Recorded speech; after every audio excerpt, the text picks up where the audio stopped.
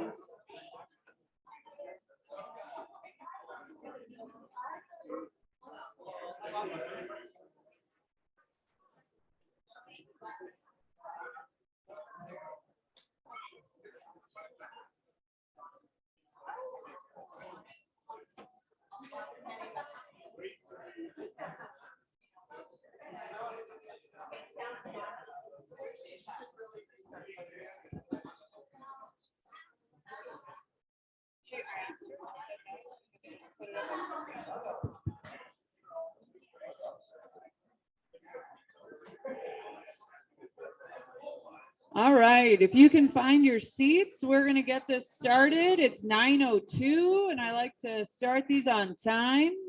There we go. Excellent.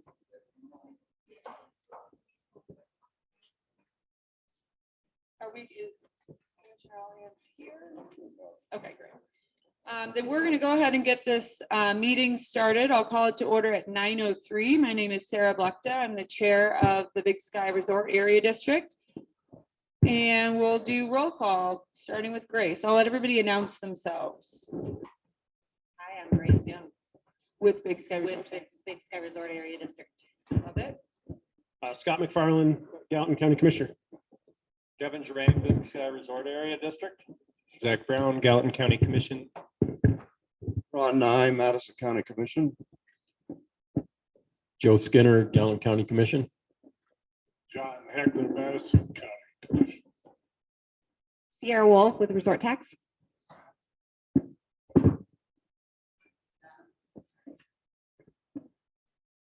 Great. So we have a full agenda today. And before I take public comment, I just want to welcome everybody and thank you all for coming.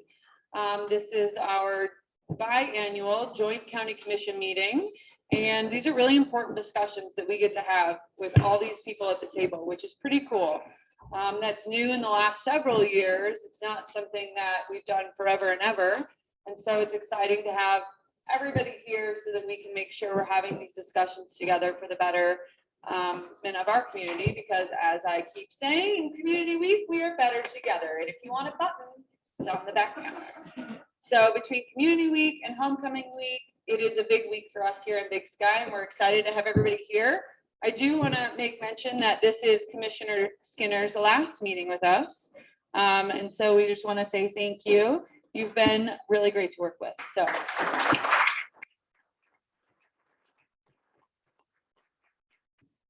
Now, if you have any public comment for items not on the agenda, feel free to ask those now. We are working with the county to make these agendas more actionable. So you will start to see more action items on these agendas moving forward. Is there any public comment coming through online, Jenny or Caitlin? Great. Any public comment in the room? All right. Then we will move on. We do have some action here for the resort district. So we do have a consent agenda, and I would look for a motion from resort tax for that approval. So moved. Any second? Any public comment related to the consent agenda? Any board discussion? Hearing none, I'll call the vote. All in favor signify by saying aye. I would have also voted aye. It is approved. We can move on to the regular agenda, old business. Ordinance 98-01, second reading. This is also an action item. As any of you who came to our last meeting would know, this is really just clarity for all businesses needing to register if they're doing any kind of business within our district. However, that does not mean that the business is required to collect resort tax. So in the ordinance, there is clarity on everybody needing to register, and there's clarity on who would need to collect the resort tax. So I will look for a motion. So moved. Second? Any public comment related to the ordinance?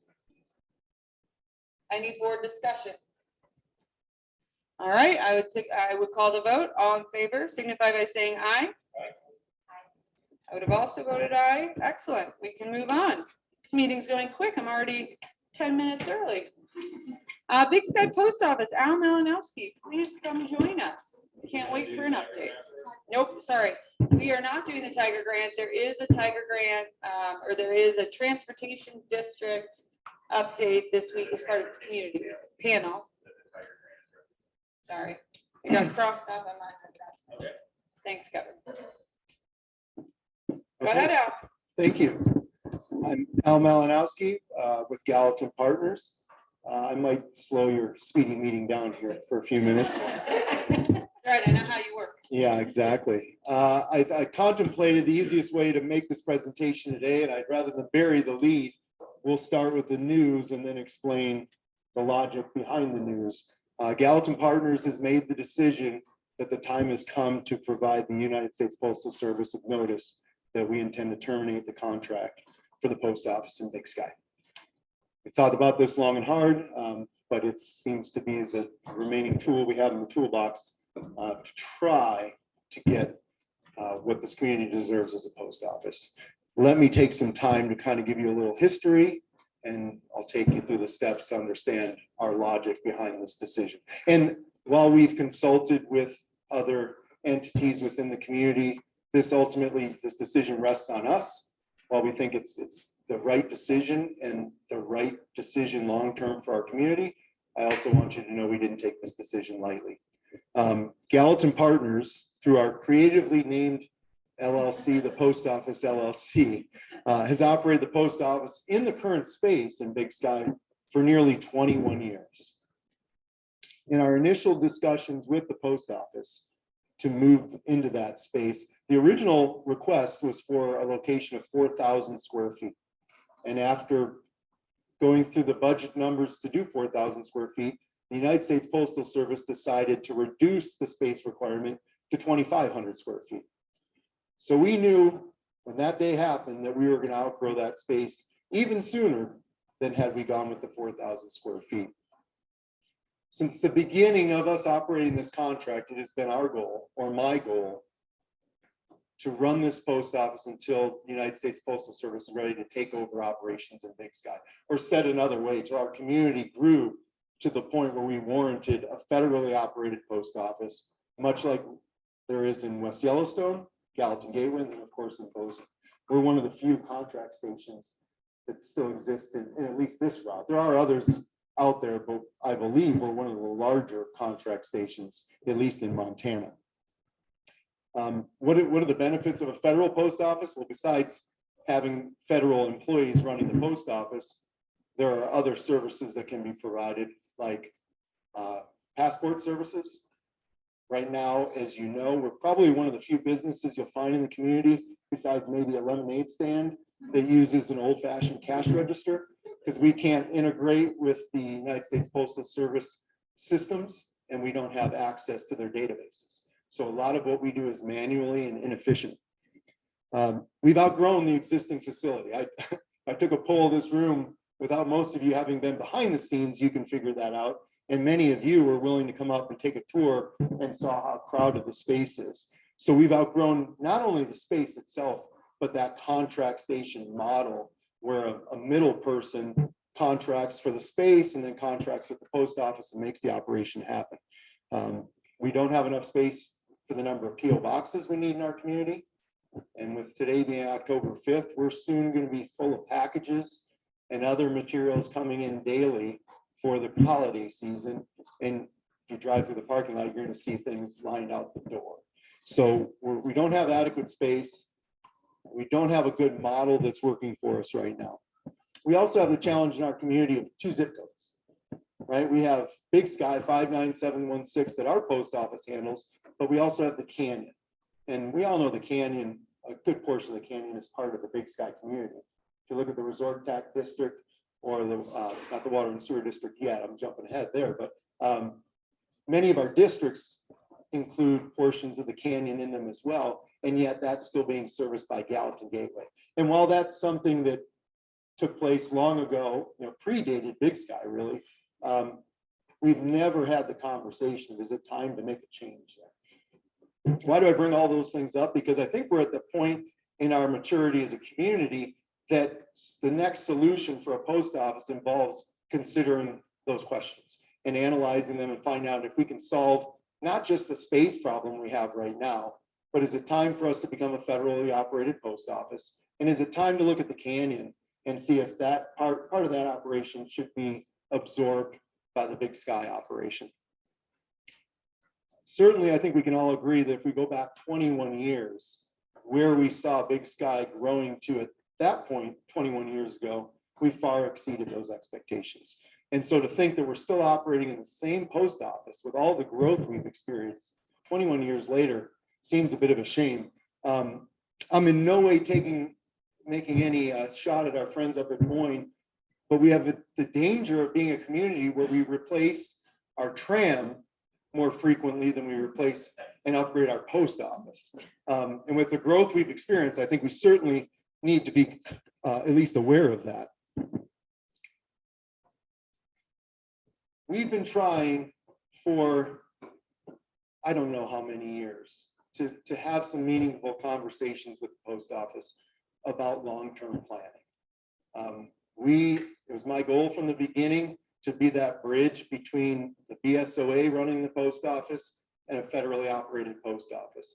And we've been trying to have those conversations. We've been encouraging those conversations. We've been trying to find the right people to have those conversations with. You guys will remember 6 months ago, I may have kind of surprised you with my request, but I asked you to sign a letter to a representative of the post office. When we left this meeting, not only did both our county commission sign those letters, our state senators and representatives sign those letters, as well as our federal senators and representatives sign the letter requesting that we have someone from the post office come to our community, meet with our community leaders, and have a long-term discussion about solutions for the post office's challenge we've experienced. That letter, unfortunately, went pretty much without a response. Our federal senators did receive a response, but it was limited and really was not encouraging the idea that we would have some kind of a discussion anytime soon. At the same time, We have a brand new building being built right across the street from our existing post office that I wouldn't doubt many of you came into this meeting assuming that that was the future post office. And we think it could be a great new post office. It could solve a lot of the issues that I just described to you. But to date, we've been unable to bring the post office to have that meaningful discussion, to evaluate the merits of that new location, figure out how that can happen. We still encourage that to happen, but we're not willing to just wait in the current situation. So what I'm getting at, the summary is, we're unwilling to just continue to operate in the existing facility the same way we always have. We hope that this will be a message and will encourage some meaningful discussion, because now a solution is necessary. There has to be a new location. Now, if we can get back to having some meaningful discussions or get to the point where we're having some meaningful discussions about a move into the new building, or another solution, if for some reason that's not determined to be the right solution, which I think it should be, then we would certainly work with the United States Postal Service to bridge that gap. But based on where we are today, we feel we're just, I guess I could say, enabling the current situation. Or said another way, we've kicked the can down the road for so long, we've just run out of road. And it's time for some type of action. Making no decision is a poor decision in this case. So we've ultimately made the decision that it's time to submit our notice of termination. That termination will take place on February 28th of 2023. We're required to give 120 days notice. I've not submitted that notice yet. I intend to do that this week. However, I thought it was first more important to have this conversation with our team at the post office, which I had yesterday, and now have this, at least have this, make this announcement to our community today. So hopefully you understand not only that we've made the decision, but why we've made this decision. And hopefully it can generate some productive conversation for some solutions quickly. Happy to answer any questions you may have. Does anybody have any questions for Al? I know some of us here on this panel have been pretty heavily involved. So I don't have any questions. Does anybody in this group or in the audience have any questions? It's a pretty serious thing. Tally, You want March 1st. if you want to come up and announce your name. Sorry, or Danny can give you one. Tally Lancy, just asking what happens on March 1st. I don't have that answer. That would ultimately be a decision that the United States Postal Service will make. My hope would be much earlier than March 1st. Some productive conversations take place, and there's a plan, a long-term plan in place, and then we can talk about how we bridge any gap that exists. But at this point, I can't answer that question. You know, I think, to kind of expand on that, we take great pride, I believe, in this community in solving our own issues. In this particular case, I think that in many ways has worked to our detriment. We've been part of kicking that can, and I can blame no one more than I can blame myself for finding solutions that will get us by. But without the involvement of the United States Postal Service, I don't think this solution can be solved properly long-term without their serious involvement in that resolution. So we've been asking for that proactively, and we haven't gotten anywhere. I'm hoping that it can still happen, but we need that involvement to get the right solution long-term. Otherwise, any approach we do on our own would just really be another Band-Aid. And we'd be 5 years from now wishing we had solved some of those issues. So that's the best I can give you for that so far. Hey, Al, Yes, is the post office required to offer services to our community? that is my understanding. We don't know what that looks like, but they are required to offer services to our community. Lizzie Payton, I have a quick question. Is there historical precedent from any other communities in the state that have gone through this that we can compare this to? I can't find too many because of the contract station scenario that we're in. Many of the other communities in Montana or elsewhere start off with federally operated post offices. And And so those are run by the post office, and there are a lot of additional challenges that come into play with a contract, the risk that's put on the contract holder. And so, as in my opinion, as that contract grows to become the size this is, it's an incredibly challenging scenario to overcome. Financially, the financial risk, the upside of the risk doesn't match the downside risk. And so that's, I think, a bit of the challenge. I think that's why you don't see too many huge contract station post offices, at least that I'm aware of. I bet. Hi, Beth Van Hart. Is the new building actually viable? Is it structurally viable? I mean, I've never seen a loading dock on there, so I don't know. There is a loading dock on that building. The design for that building was done with a post office very much in mind. The developer was wise enough to give it flexibility, but yet there are a lot of the weaknesses that we have in our current space, the deficiencies we have in our current space were identified as part of their planning process and resolved. Space, loading, movement, all of those type of things. So to answer your question, I believe a post office could fit into that space very well. Some of the other issues I've spoken about, the canyon, whether it's federally operated and the benefits that can come with that, in my opinion, need to be decided before the design of that space was implemented, because you may lay it out a little differently if you're having passport services or some of those type of things. So that's why I think those issues need to be bundled in the analysis and then designed into a new location. But to answer your question, I think it would be a very attractive space for a new post office. One other question, excuse me. Is there something that we as a community can? Is there something we as a community need to do to motivate the actions of the U.S. Postal Service, which I know is absolutely impossible in reality, but is there anything that you think that we can do to try to prod them literally along?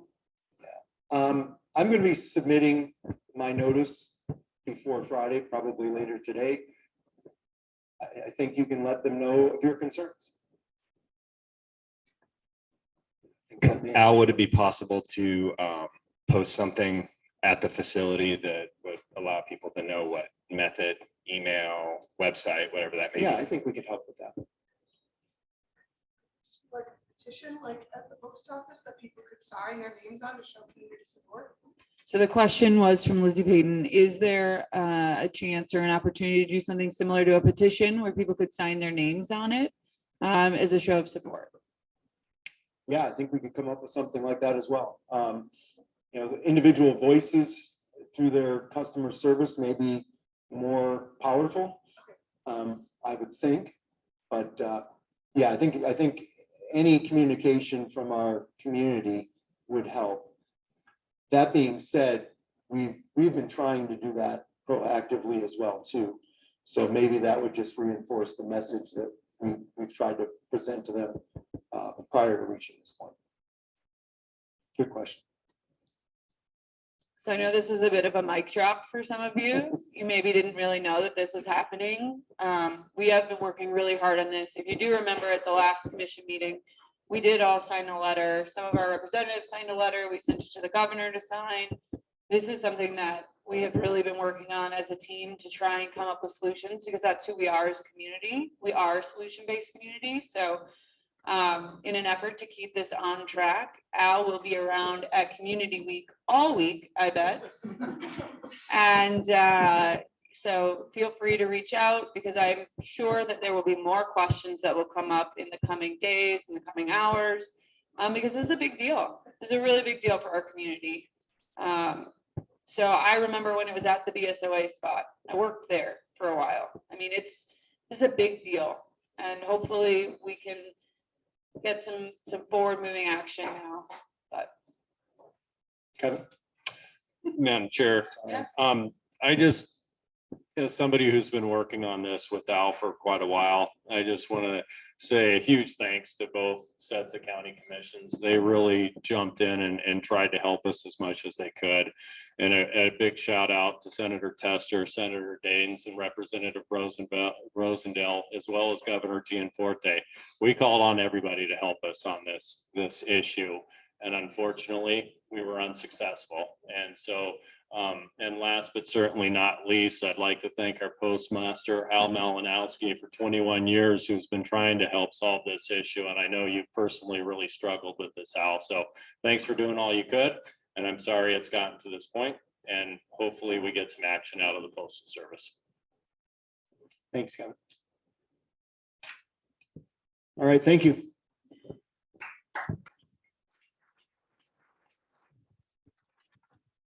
All right, we'll move on to the Madison County Polling Station, Commissioner Heckler.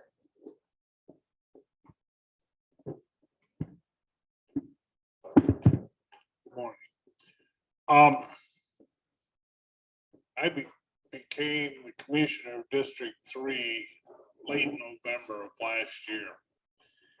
And since that time, much of my experience has been in discovery. And one of the issues discovered is that the Madison County residents of Big Sky have not had the basic privilege to walk up to a local polling station and cast your vote. Since that discovery, working on getting a physical polling station to allow you to vote in Madison County has been one of my efforts. And I'm glad to say, though, you have to be patient. We were trying to get it, and I hate the word try, to get that polling station in place by this year's election on November 8th. But that said, there will be a polling station for voters in Madison County in Big Sky by the next federal election. It just takes time. Now, that said, if you have an idea, a suggestion, a recommendation of where that polling station should be located, please let Madison County Clerk know.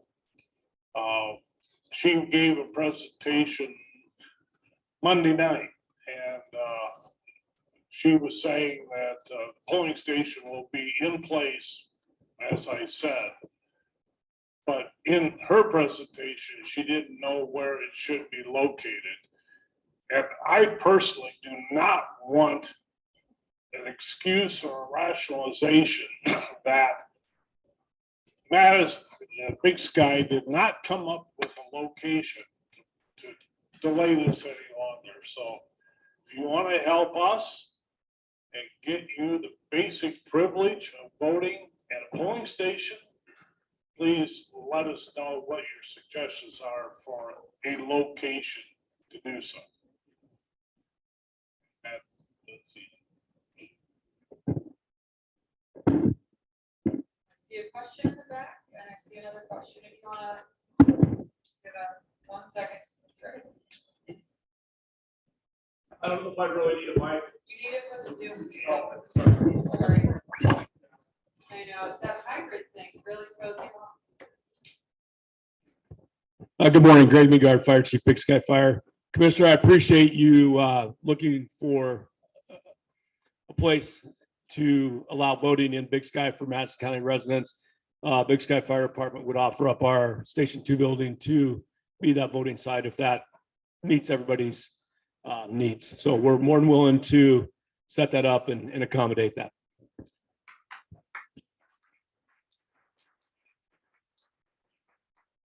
Thank you for that offer.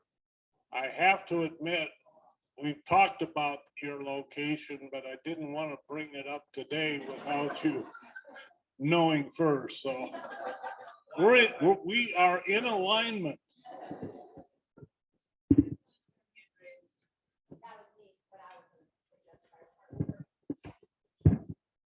All right, great. If we have nothing else related to the polling station, we can move on to the Jack Creek Road discussion. I think that's you again.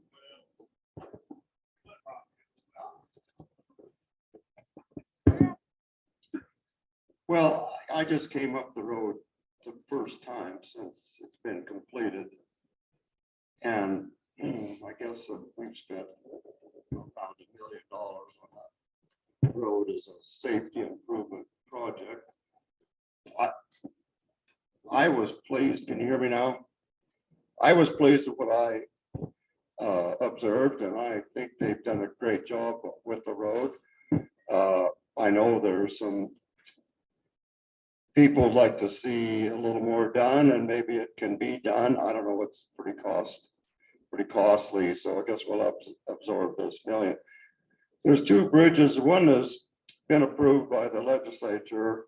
It has some historical covenants on it, has to be released, but that's in the works to be built next year. And then probably the next legislative session, not this one, but the next one, we'll probably apply for that other bridge. So by the time we're done with that, we will have spent close to $2 million on Jack Creek Road, and I think we have improved it. Any questions? I don't see any. All right. We can move on to new business. I see Sheriff Dan Springer with the Big Sky evacuation plan. If you want to come on up.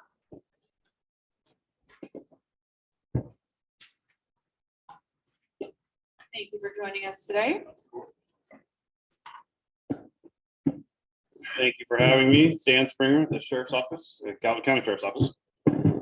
So I believe there were copies in the back of the evacuation information sheet that Patrick's office and my office and Joe's office have worked on. So the DES, our Office of Emergency Management, out of Gallatin County, Madison County, and the Sheriff's offices. So if you haven't received a copy of that, let us know. We'll get you a copy of that. That's been kind of in the works for some time. We recognize that Big Sky has a concern on their evacuation plans, and that is something that has come out in the community multiple times over and over.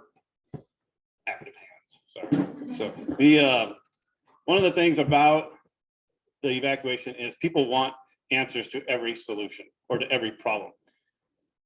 That's not necessarily feasible. So what we do is come up with a very generalized evacuation plan so that we can adjust at the time of an event.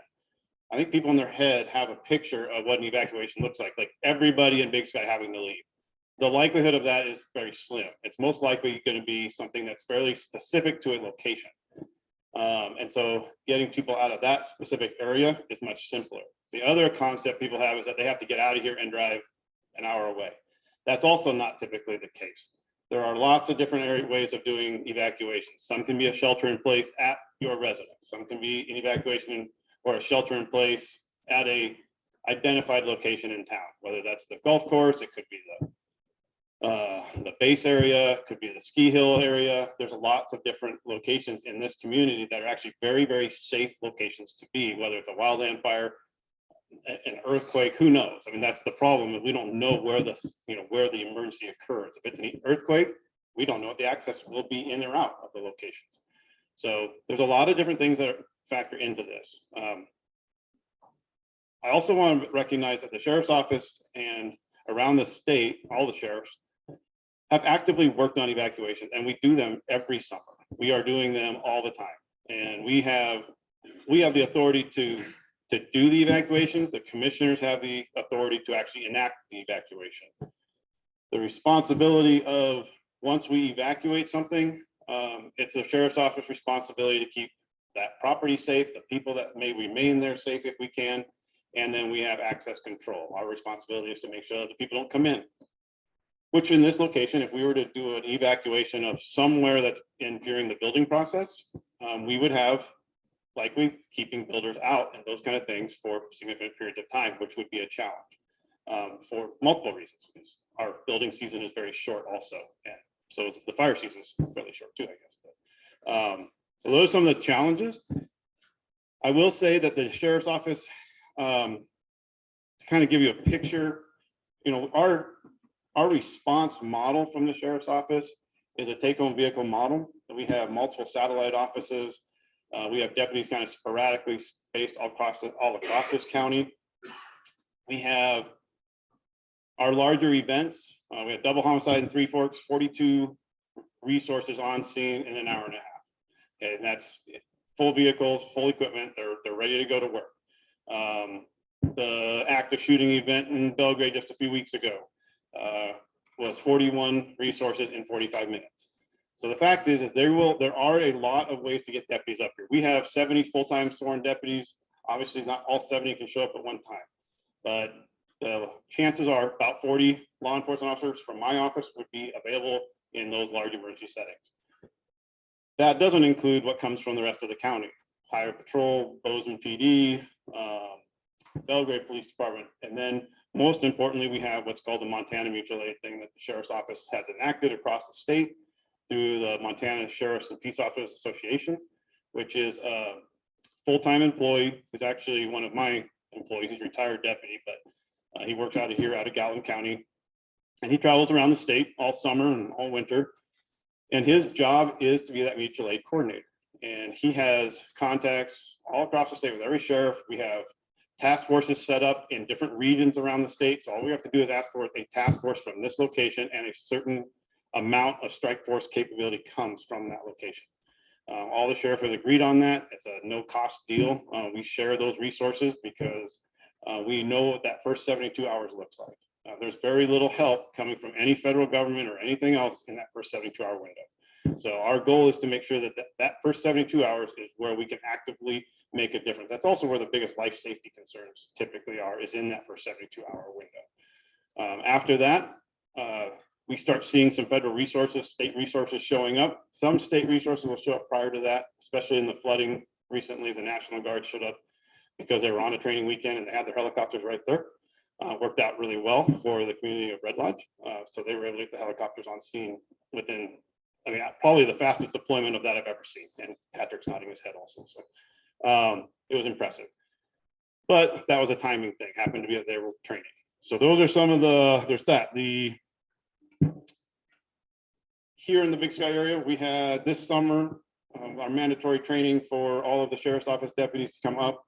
And we do takes about 2 hours. We drive through certain subdivisions, certain areas up here, and point out what does an evacuation or an emergency route look like? What's a safe zone look like?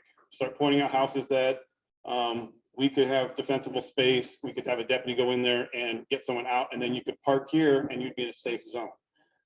You could bring community members that maybe got stuck in there and bring them to this location to be a safe zone. So we're pointing those out and mapping those out for the deputies.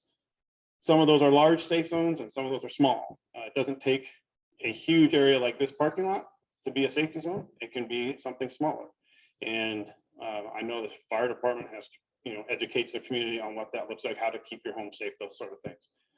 But we bring our deputies up and drive them through your neighborhoods and to try and point out what that looks like up here specifically. We do it every year. This year we chose Big Sky. In the past, we've had a number of different locations around Gallatin County.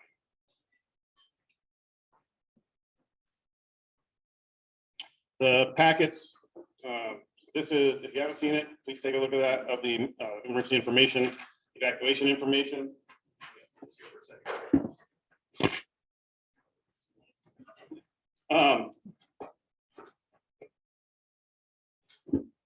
Every deputy's vehicle has these packets in them. So they come with, they've got their command sheet so that they can start the command process. Our sergeant, typically our first arriving sergeant is going to be the command officer for a significant period of time until it's either relieved by one of us, but if they're doing a great job, we're going to continue them running the incident from the sheriff's office standpoint. They got their command packets. They've got a printout of what we're looking for in each wildland setting. We have sheriff's office warnings. We have checklists. We have things that you can, where to go with animals, right? we've got a brochure attached to that. So there, in this one, there's, I don't know, 20 of them. Every deputy's vehicle has these packets in there, so that as we approach the scene, they can take their packets out and they start knocking on doors. We will map out an area and say, this is the particular area we want. On our MDTs comes up the map, can tell us exactly where we're looking for, and start notifying each of those residents. And then we keep track of who was notified, who was not notified. So there is a significant amount of evacuation planning that goes into evacuations. Specific locations is where we are more generalized. So there's a lot to doing an evacuation. Our deputies have done a ton of them. Well, not all of our deputies, given the age of our organization. But we have been involved in many of them. And so this summer, I think we did not travel as much this summer. The fire season was much lighter. Prior summer, we were all over the state with deputies doing stuff. So I would kind of leave, I think that answers a lot of what I was asked to speak to. I love to answer any questions about what's going on. You have a question, you can raise your hand and we'll bring you a mic. But I'm not seeing any hands raised. Anything online? Great. They couldn't get away without Kevin. I'm sorry, Sheriff Springer, a huge thanks for all the work on the, not just the past year, but what Gallatin County has done in preparation for an emergency in Big Sky, and realize a lot goes on behind the scenes that, you know, we just get glimpses of. So really appreciate all that you and Madison County have been doing to look after our community. I have just a quick comment on the evacuation routes and the maps that I finally got to see yesterday. So I'm excited. And I want to stress, and one thing that I really learned working on the subcommittee with Patrick and Sheriff Springer, as well as Joe Brummel, is, you know, there isn't a one size fits all evacuation plan for our community. It absolutely depends on the situation. But we had been asking for a map that just identified evacuation routes and safety zones, which we now have. So thank you very, very much for that. One of the comments I'd make is, you know, the Jack Creek Road is absolutely available for evacuation. And thank you to Madison County for the work that has gone into the road. Look forward to seeing the remaining 2 bridges and some of the other types fixed, but we'll have a good evacuation. There already is a good evacuation route out the Jack Creek Road. It will just get better. But the one thing that I do see that's missing from this map is there is a connection from Moosehole Falls Road out through Beaver Creek. That would sure be nice to show that as an evacuation route for our community in case there's a blockage on Moosehole Falls Road or Lone Mountain Trail below the intersection. I do not know the property ownership up there. I do not know what is necessary to get permission to use that as an evacuation route. So I'm hoping anybody in this audience could maybe let Sheriff Springer know who to talk to, but it would sure be nice to add that to our map just to show that we've got multiple ways to get out of here in the event of a blockage. And I think it was a big eye opener for us all this spring. We always think wildfire is our big evacuation, but what we saw with the flooding in Southwest Montana is bridges do fail. And so it'd be really nice to see that added on here as well. So thank you, Sheriff Springer. No, great point. Thank you. And we were talking about that. We can add that. I have asked Sergeant Hayden to reach out to that HOA and find out exactly how that process works in that community. So he knows who that is. He's working through that. So he's gone for a week, but he's going to start working on that when he gets back. The other thing is I want him driving that road a few times to see exactly what that would be like, because I just don't know. And then we got to get bridge ratings and whatnot to see if any of the construction type vehicles can go from this side over. I'm sure from the other side it's fine, but I don't think there's any bridges from there up until Moosehole Falls area. So those are some of the issues, and thank you. We'll have Hayden look into that. And I think on this map, we're going to point out what Jack Creek Road is a little more, we're going to make it a little more evident. Talk about, we're actually going to name it there and say emergency evacuation route, something like that up on that corner. Thank you for this. Yes. Can you share, I've heard some concerns from the community, just the level of coverage that we have up here. And so I always think it's important to just share what we actually have as far as deputies on duty. Sure. Level of coverage. So Sierra asked the question, I'm going to just repeat it for those on Zoom. Sierra asked the question about what kind of coverage we have for sheriffs within Big Sky. Yep. That's the quick version. Thank you. So we have in the, what we call the Canyon section, we have 8 deputies, 2 of which are stationed or as resident deputies in the West Yellowstone area.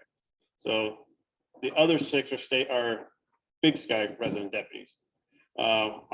We try to make them residents. There is one right now that is not, trying to cover someone that had to move out. And so the idea here is to have 6 resident deputies up in the Big Sky area. It's been enough in many ways, but what it doesn't do is 24/7 coverage. Now you do get 24/7 coverage with the Valley. So people come up here and we'll work a call if it comes out. We have 24/7 coverage in the sense of on-call times. The deputies that live up here, there's an on-call schedule. When they're working, they have to live up here. So many of them have an apartment or an agreement with someone. So even if they have to live in Bozeman, they come up when they're working, they stay up here. So they have an on-call schedule when they're up here. So the point is that there is someone on call all the time, but that's not probably enough for this community as we continue to grow. There has been discussions that we have had with the resort group and with Madison County about the addition of a couple deputies. Currently, Madison County pays for 2 deputies, resort group pays for 2, and Gallatin County pays for 2 in the Big Sky area. There's a lot of costs that Gallatin County picks up that are kind of extraneous costs, administrative functions, detectives. There's a lot of different things, and that is not being charged to those groups. So we did the numbers and we've shared those with some of the entities. And so we'll be discussing that this winter as we go into budget cycles to see if there's something that we can do to add some deputies, some coverage. It takes about 3.5 deputies to get a full shift covered. If you look at if you want to do one position 24/7, whatever, it's like 3.5 deputies. So it's a number of people with the shift really factor, but get 2 more up here would be great. Would that cover that 24/7? It would be a pretty good chunk of the 24/7. We would have someone probably scheduled 24/7, but if they have a vacation date, then you'll have those gaps. But we'll be a lot closer to actually having them on duty when they're here at 24/7. And the housing you're looking for, is it just for when people are on duty, or is it a full-time place? Yeah, so it's a great question. The agreement has some language in there where they have to live. And we have been pretty fortunate that most of those, for the last 20 some years, people have actually been able to live in this community. It's getting more and more difficult. So the one I'm talking about living in the Valley right now, it's because we assigned that person to Big Sky because the Big Sky deputy moved on, right? And so we had to assign someone in the interim until we get someone that has a residence up here. So we are always looking for housing up here. Whether it's a temporary housing, if it's a second house on someone's property, or if someone knows an apartment or condo that they're interested in having one of the deputies stay at. So I'll throw that out there. But So if anyone has a second home that they'd love someone to be living at their space, a deputy, that may be. yeah, we are, always looking for that. So certainly reach out to my office if that is something that you are interested in. Yes, sir. Sheriff, I think along the lines of just sort of community updates, maybe you could briefly summarize what has happened in the last few months with structural changes at Search and Rescue and your involvement with the Big Sky Search and Rescue crew. Thank you. So Search and Rescue became, we passed the Gallatin County passed a mill levy, was it last year, 2 years ago? That funded 2 full-time positions for us. So we have a Search and Rescue captain as well as a training captain. So they do all the training now, set up all the training. They're setting up standards, basic standards. We are I think we are actually the busiest search and rescue organization in the Pacific Northwest now, behind Mount Hood, whatever county that is. And so we are extremely busy county with search and rescue. So those 2 full-time positions have been kind of extremely important for us because one, setting up a basic standard for training. We used to be able to get away with sort of the advantage we have here is we have first-class athletes and rock climbers, skiers, mountain bikers, you name it, right? we have world-class athletes that are doing this work. The problem is that we work under a risk management model that sometimes goes against what they do on their own free time, right? And our risk management model is something that I believe strongly in, because that is, anyhow, it's a different, when you're on your free time, you get to choose what you want to do. But when you're working for the sheriff's office, we're going to work as a group under a particular risk management model. And there's a training standard that comes with that. So they're awesome about it because they recognize the difference. They're really good about that. So here in Big Sky, there had been 501c3. And there was one in Bozeman, one in West Yellowstone. And we have kind of brought them all together, and now they're all under one banner, which is great because now we're all working kind of in the same way, right? There's equipment that can be shared through the organization from West Yellowstone to Big Sky to the Valley. We want to make sure that the resources from the Valley are coming up here and vice versa.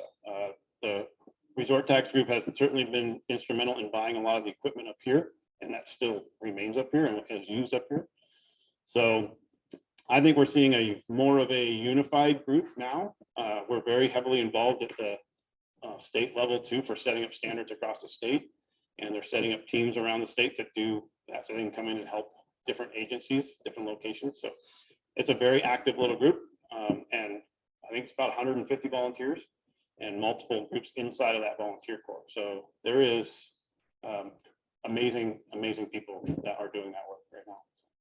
I don't know if that answered the question you had or not, but that's where we are now. Oh, I see a question in the back. Let us get you a microphone. Give me just one moment. For the updates.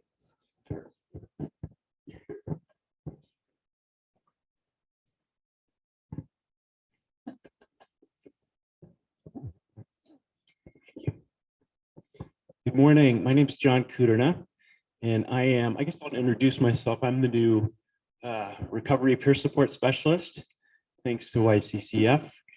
First week as an employee of Rimrock Foundation, and I'm going to be working in conjunction with the Big Sky Behavioral Health Coalition, and also giving a plug. I'm also in search of housing. Join the club, right? But the question I have, Sheriff, is what is the response, or what's the game plan as the newly formed Connections mobile crisis response unit? What's that going to look like as far as response times here regarding substance overdose and behavioral health emergencies, et cetera? So yeah, thank you. Yeah, thank you. So mental health is a huge issue across the Gallatin County right now. Specific to Big Sky, well, we are currently working here in the Valley, at least with Connections and Bozeman Deaconess, Bozeman Health, to bring Connections in. And we have an RFP that's gone out. The commissioners have been instrumental in making that happen. So we are, I think, pretty close to getting a partnership there after the loss of some of the other services. As far as the specific services here to Big Sky, I know that Bozeman Health is committed to doing as much as they can up here. I can tell you right now, it's still an unknown as to how this whole model is going to look, because we haven't even got we got the response back from the RFPs, but we haven't got the contracts out.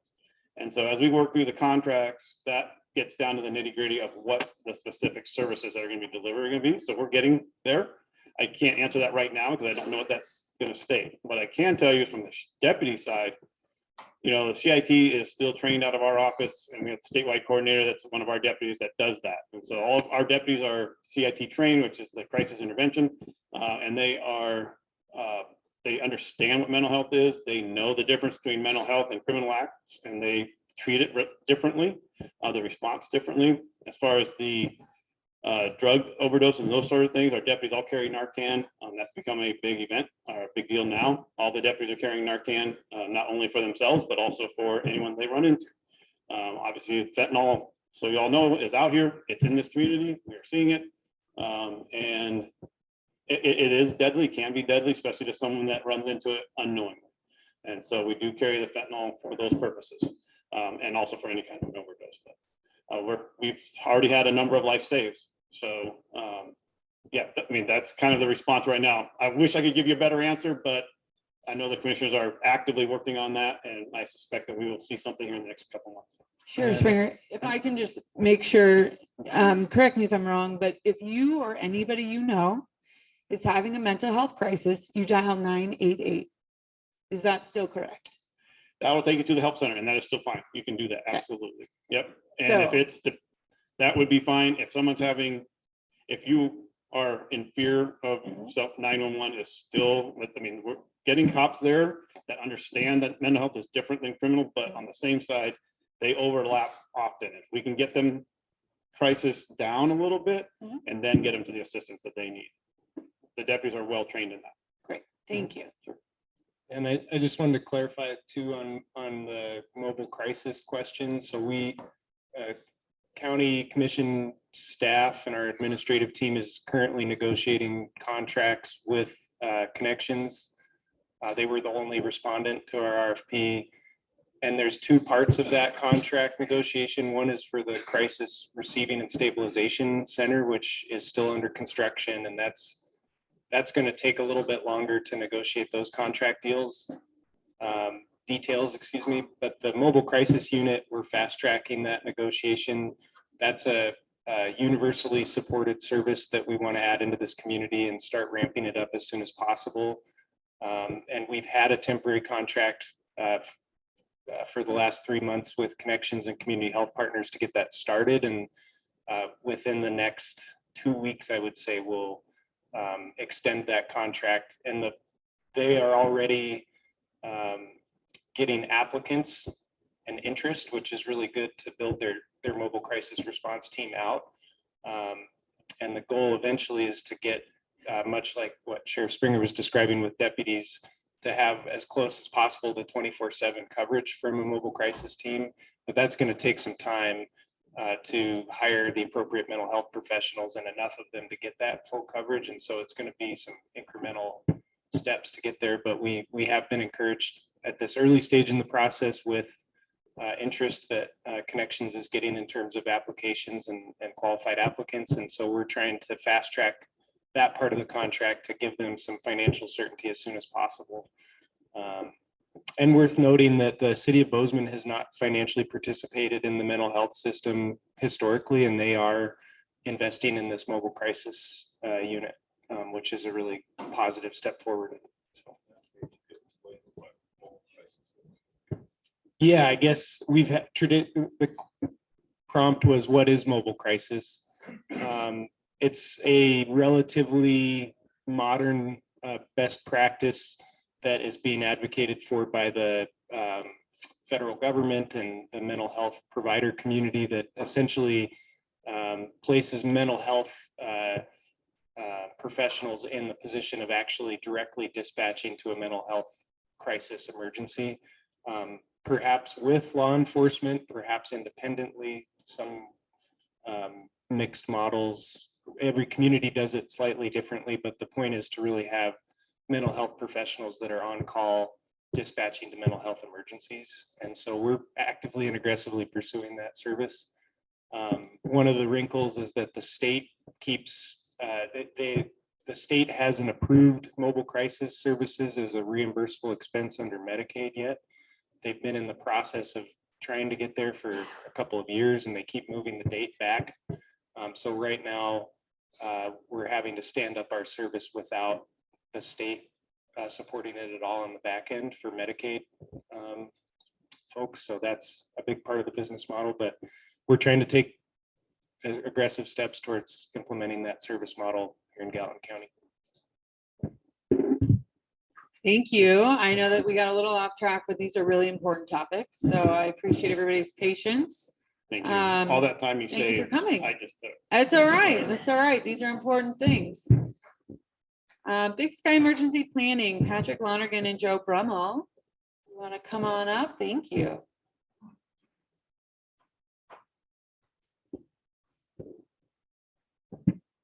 Good morning. My name is Pat Lonergan. I'm the Chief of Emergency Management and Fire for Gallatin County.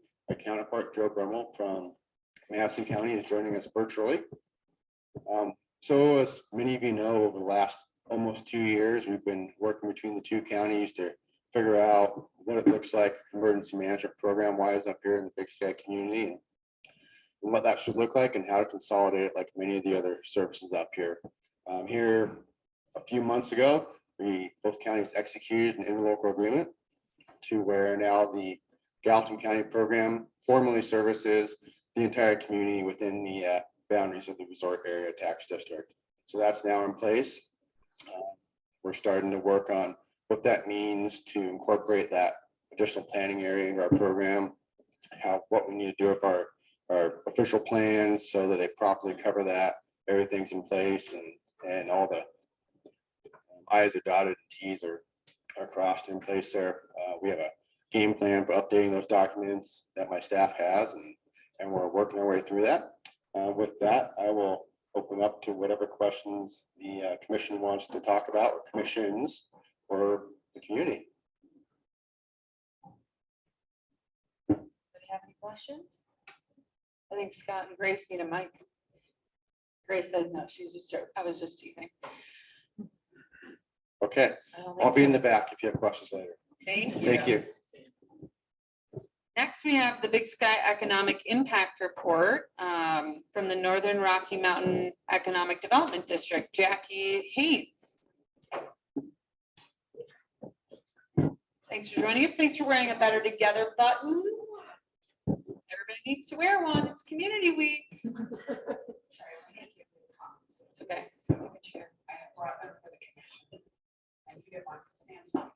Great.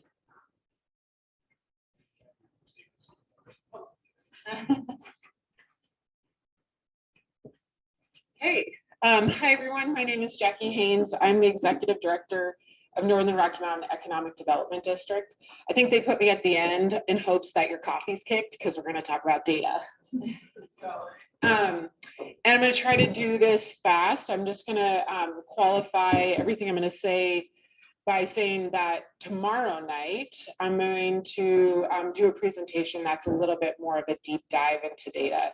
So if you're interested, please take a look at this Community Week schedule and come to that presentation. So with that, we'll start. So together, we partnered with the Big Sky Area Resort District and the Big Sky Chamber to put together an economic profile that is looking at specific data to Big Sky. A lot of times you'll see data that's specific to the counties, but you don't see it drill down to Big Sky at the community level. And so this was initiated out of a discussion of what is publicly available for the community. And a lot of the data we used is census data and then also locally available data. Throughout this report, we looked at labor force, we have recommendations made to businesses, we looked at various quality of life variables, and then we also have a comparison cities section where we looked at Telluride, Sun Valley, and Jackson Hole. I got cut off a little bit there. The economic profile is going to be available virtually too. So if you're not a paper person, I'd love to reuse those reports. And there'll be a few printed copies that we'll have tomorrow night. So super really quick high level about the data. I always think that when you're talking data, it's really important to understand the limitations of data too. So what can't it tell you? So with the federal data, the US Census Bureau has an American Community Survey that they put out, and it uses something called a census designated place as a district, which is intended to function as a pseudo city boundary. And so most of the data that is available falls within this boundary. And as you all know, there's 7 districts that govern the Big Sky area. Some of them overlap, some of them don't. And this is just another district to layer in there. And so it isn't a perfect look at the community, but it's a start, and that's what we wanted to do. Some of the other limitations are that the publicly available data does lag behind. So 2020 is the most updated data that is published for the Big Sky community. You can get more updated data available at the Gallatin and Madison County levels, but again, it doesn't drill down into Big Sky. And then small sample sizes lead to larger margins of error. So we'll just start with basic demographics. Looking at the basic demographics, Big Sky, interestingly enough, has almost doubled, grown 100% in the last 10 years. And I think that's really important to think about and realize when you're feeling the pressure of the infrastructure demands, the shortage of housing. It's really important to realize that the community has doubled in size. And then you can see some of these other statistics for Gallatin, Madison, and Montana. So you can see these growth rates. Another very interesting fact to consider is Big Sky is a really young community. You all know that, you live it. The average age is 36. Gallatin County is also a really young community at 33. Madison County is an aging community with the average age of 53. It affects your workforce. It affects who's available to work. So that's important to consider. And Montana kind of falls in the middle of that with an average age of 40. So next is just looking at median household income over time. So please note this isn't individual, just a median income for individuals. It is a median household income. Big Sky is at $80,455 in 2020. Gallatin's right underneath of that at 70,000 and some change. And then Madison County and Montana fall below that. One thing to note, you're going to see housing prices in here. Big Sky's housing prices are significantly higher than Gallatin County's. And when you look at this, only a gap of $10,000 in median household income, that's important to take into consideration. So when you're looking at data, remember, you're not looking at one stat isolated, you're thinking about it as like a holistic ecosystem. So moving on, this is a quick, super quick shot again at the labor force. One thing as nationally, we have this dialogue about, are people working? Where are the workers? It's really important to look at labor force participation rates and not, unemployment rates are important. And those are those things that we hear a lot in the media, but actually labor force participation rates to me are the things that matter because it looks at the entire population in a community age 16 through 65 and says, of this entire population, what is the percentage that are working? And so with COVID, we've seen individuals stop working. And when they stop working and stop looking for work, they fall out of that unemployment statistic.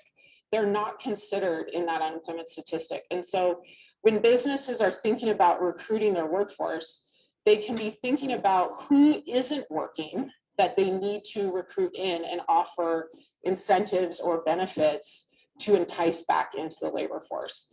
One thing we've seen anecdotally is that women have stopped looking for work because they stayed at home to take care of their children during COVID, things like that. So this is super fascinating to me because when you look at the national average, the labor force participation rate is 63%. And I would say over time, it hovers between 60 to 65. It kind of goes up and down. Big Sky's at 84%. Almost the entire community is working. To only have 16% of your, and this is full-time year-round residents, this isn't looking at seasonal workers, but to only have 16% that's not working is completely astounding to me because it's just, everybody's working. Gallatin County is really similar at 71%. They're still about 10%, 12% above the national average. And then Madison County is at 55%. And I think it's, again, important to note that average age of Madison County is older. So that's why that labor force participation rate is a little bit lower because you start to see those individuals kind of after 50 drop off. You see lower participation rates.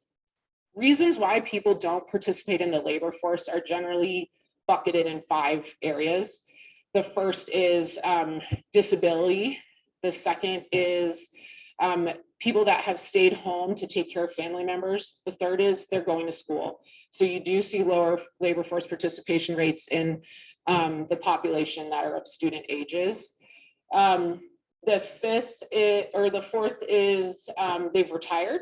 And then the fifth is kind of a catch-all category that people use like transportation reasons or something like that. So that's typically why, just so you know. Tomorrow night, we'll break this down. You can break labor force participation rates down by age and gender. And that can be a tool that businesses can use to look at recruiting, targeted recruitment of the labor force, and things like that. So we'll have a further breakdown tomorrow. Then another thing that economists like to look at is employment by industry. So again, these are full-time year-round jobs. And just two highlights of this slide, looking at retail trade, which is about in the middle, and then the arts, entertainment, recreation, accommodation, and food services. So when you add them together, it gives you a glimpse of what is the percentage of jobs that are in tourism. And economists consider that important to look at because industry diversity is what builds resiliency into a community and into the tax base of that community. And so, for example, when we looked at the flooding, Gardner is very largely dominated by the tourism industry. A lot of their jobs are there. And when you have a natural disaster that drastically impacts one or two industries, you can have a lot of upheaval in that community. And so as a community, I think one thing Big Sky could look at is diversifying the industry base. When you add the retail and the recreation together, 52.8% of all jobs in Big Sky are in those industries.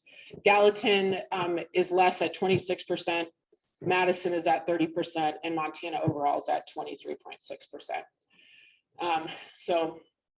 And then the ranking there is by the size of the industry, again, dominated by jobs. You could take this and look at, gross domestic product by the industry for your region.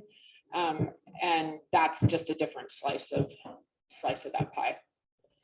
Super quick other workforce statistics. The top graph is educational attainment. Big Sky has a very highly educated workforce. That's an asset that businesses could be using to develop career and talent pipelines for the workforce. And the bottom slide, I think, is really important. It is a little of a dated graphic. It's from 2019 census data. This is the most updated that the Census Bureau has for Big Sky, but it shows workforce inflow and outflow. So 66% of the jobs in Big Sky are people that live outside the census designated place and travel into Big Sky to work. The green circle is people that live and work in the community, and then the yellow arrow are people that live in Big Sky and leave the community for jobs. This is important because I think we're pretty silent about the amount of time that is invested in commuting up to Big Sky and the jobs in Big Sky. And you'll see in the economic profile, there's a graph that public transportation is more used by Big Sky residents than any one in Gallatin or Madison counties when you compare them. Single family home prices, this is no surprise for anybody. This is average monthly prices from January 2020 through December. Super quick look. So single family home prices in December 2021 topped $3 million. If you use this is very rough napkin, back of the napkin math. If you use the average household income in Big Sky, which is 80,000 and some change, I can't remember what that was, the affordable monthly payment using the HUD definition of affordability, which is 30% of your monthly income, is $2,011 per month. So really rough mortgage math. This is absolutely no more of a mortgage than $525,000. That's with 20% down, 4% interest rate, 30-year fixed, and does not include HOA fees, PMI. It does include property taxes, but that is it. You can't, that's an unrealistic mortgage, to be honest. But, that shows a huge gap in affordability. So, gonna skip over this really quick. This is an interesting table that shows the distribution of monthly housing costs for owner occupied versus renter occupied units. You can dig into that in the profile. And then we did do a deep dive into tourism. So this is looking at bed tax collections. Bed tax collections are collected by the state. Lodging is taxed 8%, 4% goes to the general fund, and 4% is bed tax. But the interesting thing about this is when you look at the dominant industry in your community, you can look at the seasonal highs and lows, and you can think about how to strategically build your community to create a more evenness or smoothness in this graph. So high collections happening Q1 of the year, no surprise, people are skiing. Low collection, the lowest of the collections happening Q2 of the year. This is interesting though, and maybe some of you know this. The state of Montana creates regional tourism regions, sorry. Yellowstone Country is a tourism region. And that includes Gallatin Park, Sweetgrass, Stillwater, and Carbon counties. So no, Madison County is not included in the Yellowstone Country tourism region. But the Yellowstone Country tourism region leads the state in tax collections by far. Big Sky leads the region, and then Bozeman's right behind that. And so that is what this is showing. And that percent of total is the percent of this regional collections there. So I think that that is important to note. The amount of jobs that Big Sky does that on is astounding. It's amazing to see what this workforce does in terms of, you know, tax collections as output. And then the last, this one I'll go through real fast. This is Big Sky Resort tax collections. This is by calendar year, and that's not how BizRad reports it. They report it based on their fiscal year, which runs July through June. The reason this is by calendar year is in the profile, we compared it to comparison cities and they report out on a calendar year. So we shifted that so we could do apples to apples comparison. Interesting to this, 2021 saw record collections because domestic tourism was up, international tourism was down and still challenging to do. Hotel, lodge, resort collections are the biggest part of the biggest percentage of their collections. Club HOA ranks second and property management is third. So this is a quick fly through, and thank you for your attention. I'm happy to take any questions and would love to see you tomorrow night.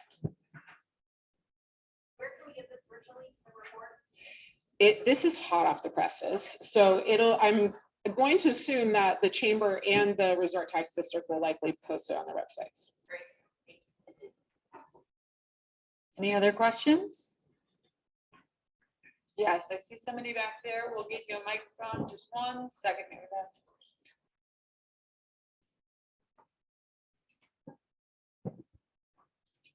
Beth. Hi, my name is Mary Beth Moran, and I'm just curious because you've got 2020 numbers in there. And when you're looking at housing prices and what's affordable, what multiplier would you put in there for the current inflationary cycle for 2022? Well, you can adjust all these for inflation. So when you compare them to, there's an equation that you can do to adjust everything for inflation. So you can compare it in today's dollars. But the nice thing is when you look at the average median income in 2020 and compared to housing prices in 2020, then you do have a direct comparison and you don't have to necessarily adjust for inflation to understand what that meant in that year. So, but we could put all this through an inflation adjustment. I see another question back there. Give us just 1 moment while we get you a mic. Good morning. My name is Max. Do short-term rentals pay a bed tax? Yes, yes, they do. I Okay. believe so. And then related to that, I came in late, so I apologize, but I read the ordinance. You have short-term rentals with the resort tax about 0.4%. I saw that chart real quick. What do you forecast that to end up being if this ordinance comes through and short-term rentals are contributing to the resort tax? I don't feel educated to speak to that, Danny. So 2 years ago, we entered into contracts with Airbnb and VRBO where they were preemptively collecting the tax. So that responsibility is now on to the software providers, VRBO and Airbnb. So 100% compliance has been happening. for several years now on short-term rentals. So I don't expect really much of any change. It's already been happening. So short answer is probably very little change.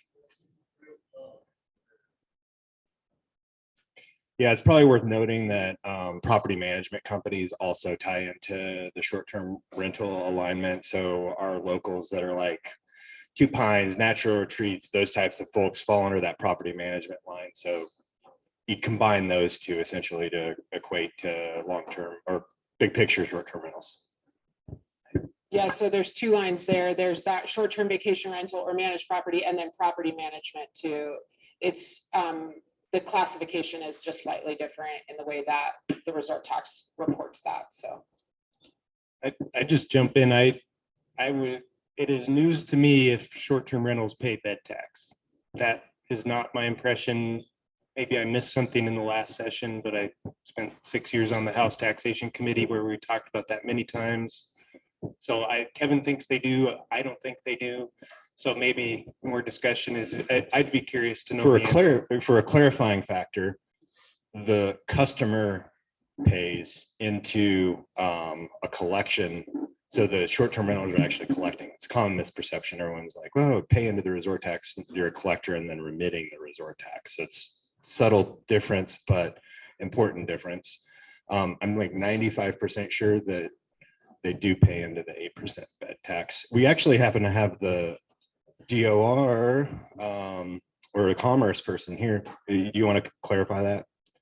I think when I was director of commerce, Zach was doing his serving, and it was a wildly contentious and debated topic. And people like Danny and this community have kicked in to make sure that communities are doing the collecting. So a lot of what happened was the industry said, this isn't fair, we have to make this right, and started doing their leadership on their own. So I think that Kevin wins this one. But I guess my question is, who collects it then, right? I happen to know this because we stole the agreements from the state. So the VRBO and Airbnb, which are a majority of the large short-term rental pool, are entered into agreement with the state of Montana to collect on behalf of the property owner. And then when that collection happens, VRBO directly contribute or passes through those dollars back to the state of Montana, collecting on behalf of the property owner, if that makes sense. News to me, but thanks for that. So I did get a note from our chamber chair, Katie Grice, that short-term rentals do pay bed tax. The amount is not disclosed through the Department of Revenue.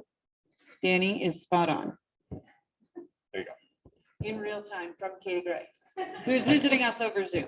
I appreciate that. And I along those lines, to make a comment, and Meg, you can throw a rock at me if you want, but I am of the opinion too that we kind of this region of Montana in particular needs to make an argument to the legislature that they should be sharing bed tax revenues with local governments more significantly than they are. We are a donor community big time. I want to say, I'm making up a number, but rough, 30% of the statewide bed tax collections come from Gallatin County or something along those lines. And we don't see any of those revenues back to support basic services and infrastructure that support tourism.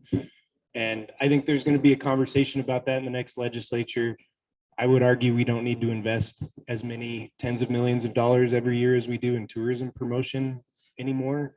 And we need to focus on investing in infrastructure that underpins our tourism economy and supports our community. So that's just a pitch to, I think more conversation needs to be had in the legislature about the bed tax. Zach, I can break down those I have a breakdown of all the regions across Montana for you too. And I think that that's helpful statistics to have when talking with legislatures. So I'm happy to provide that. Jackie, first of all, thanks to you and the Northern Rocky Mountain Economic Development District. This is very fascinating data. And I just want to piggyback on what Commissioner Brown brought up, but I would like to be a little bit more laser focused. What this data really highlights to me is everything or something that everybody in this community understands. It's all about housing for our workforce. And so how can we work with the counties in the state to get more dollars to put towards housing so our workers can afford to live here? Because that's what makes a community is our workers, and we need them to live here in Big Sky. Yeah, it showed the gap of Big Sky, but the gap of Bozeman to wages and housing now is also unaffordable, from my understanding, and that's a huge impact across our entire region with that much inflow and outflow. Yeah, absolutely. And this is a Big Sky focused thing, but we could tell a similar story with Gallatin County. Absolutely. Great, thank you. Any other questions? I would add on to Kevin's, housing is important and so is mental health. So as a reminder, we need all the services for these community members.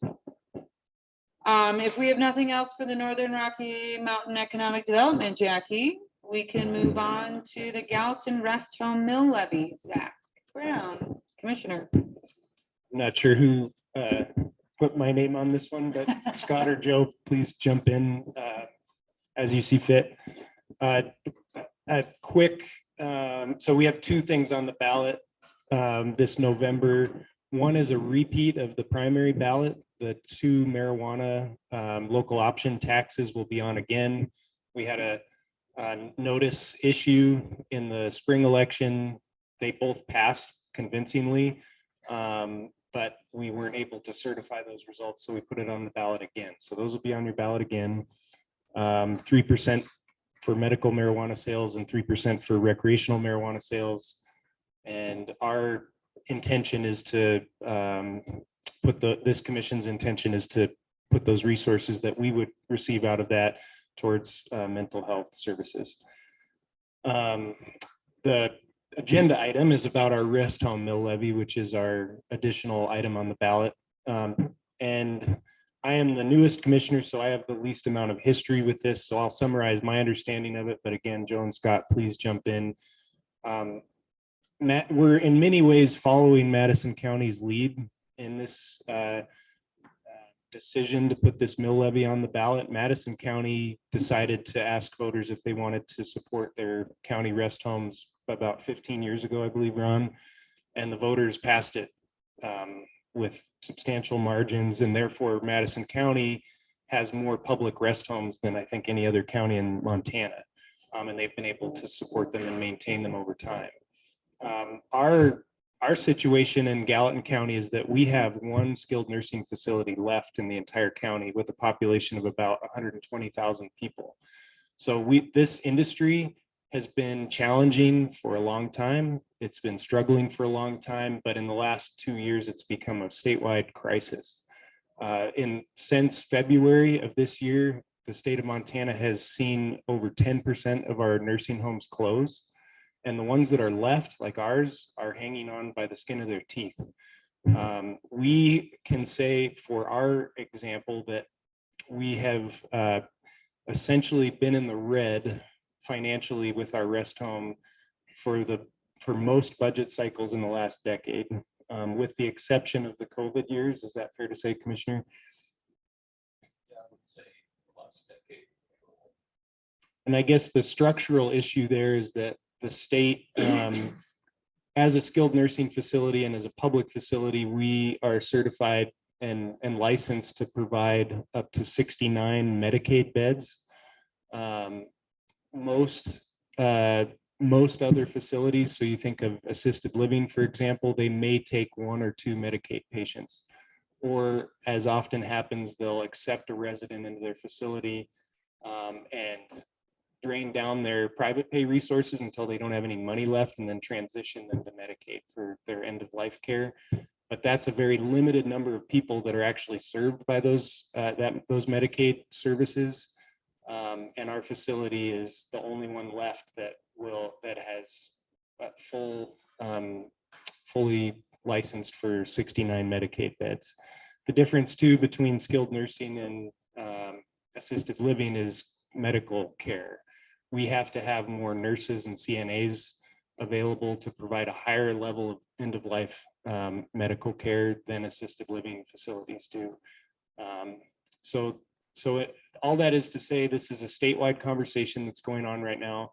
The state legislature through Medicaid reimbursement rates has been chronically underfunding nursing homes for many years. It's hit a crisis point where facilities are closing. And to quote one of our colleagues from Valley County, their only financial reserve that they have left is their financial reserve to transport patients to other facilities when they close. And we're in a similar position where we've cut our budget in down to the very bare bones possible. We are subsidizing our rest home budget this year with $1.5 million of our general mill operational budget, and that won't be enough to get us through the year.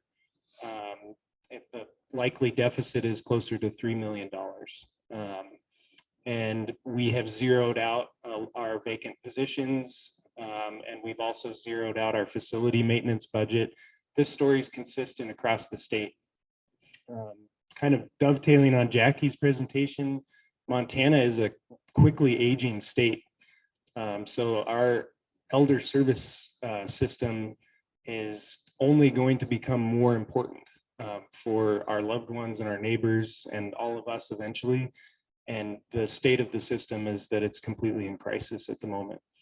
Our mill levy question that's on the ballot offers Gallatin County voters the opportunity to say, do you want us to continue to operate and maintain a public skilled nursing facility in the county?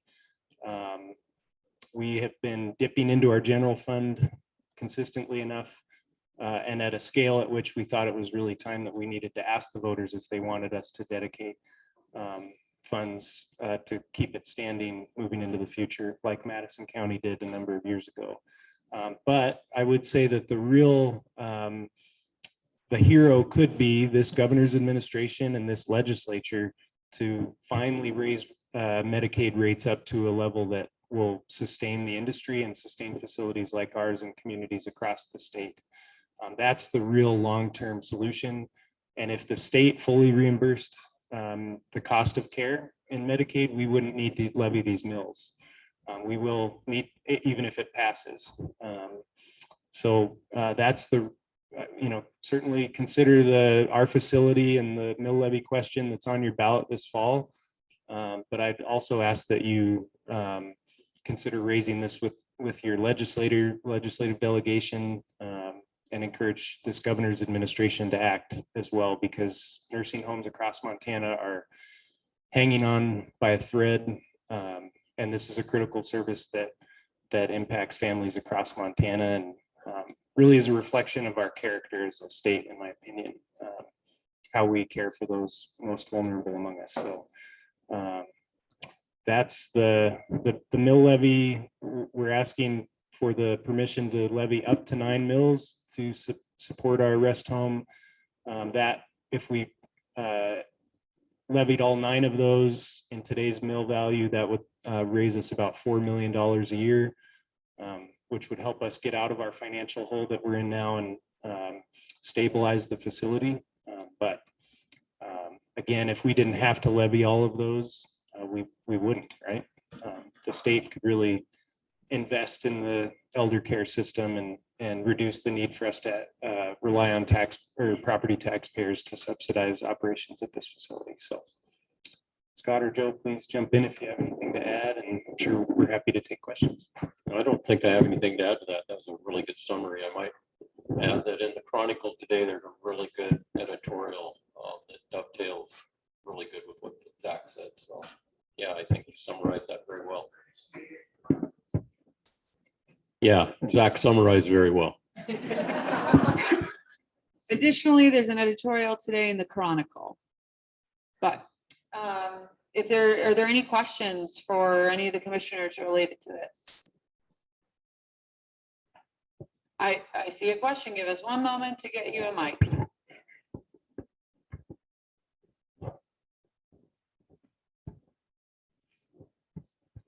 To Zach's point earlier about the aging of our population, has there ever been any consideration on a cemetery or a columbarium here in Big Sky? I have no idea. No, I don't think so. I think all the cemeteries down in the valley are run by districts, separate districts. Not all of them, but most of them, and some of them are just on private ground that private people do. I don't think the county, I don't think we have implemented any cemeteries that I know of. Somebody here may know if Soldiers Chapel has a cemetery. Copy, thank you. Any other questions? Great, then I would call for public comment before I close with a few reminders. Thanks so much. My name is Jennifer Boyer and I'm running for Gallatin County Commission. I just want to recognize the value of this collaborative forum and also thank the Big Sky Chamber of Commerce and Big Sky Tax Board for hosting an entire week of civic engagement. It's really been wonderful to participate in. Thank you. All right, if there's no other public comment, I'll just give a couple of quick reminders. Again, want to thank Commissioner Joe Skinner. He has been an advocate for the community for a very long time, and I want to thank him again for his public service. I will continue to remind everybody that we are better together. Tonight, we have an expo here at 3 o'clock. Following the expo, we have an amazing homecoming parade. All of the recordings for all of these community events are being posted on our website daily, same day as the items happen. We have lots of fun things happening for the remainder of the week, so please don't forget. And with that, I would call the meeting, or I'd ask for adjournment. Thank you. Thank you all.